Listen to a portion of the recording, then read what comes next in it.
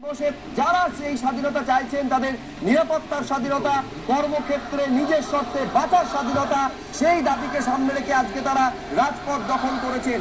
একটা ছোট্ট আহ্বান, সেই আহ্বানে সাড়া দিয়ে আজকে রাজ্যের সর্বত্র ছবিটা সার্বিকভাবে দেখা যাচ্ছে। সল্টলেকে এই মুহূর্তে আপনাদের সরাসরি নিয়ে যাব।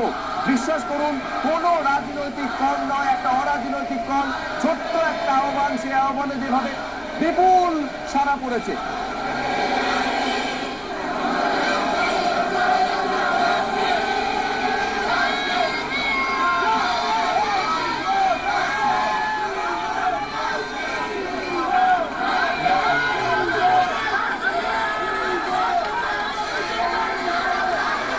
এইটা আপনাদের বলছিলাম যে কোনো একটা জায়গার সীমাবদ্ধ জায়গার ছবি নয়, এটা রাজ্যের সার্বিক ছবি।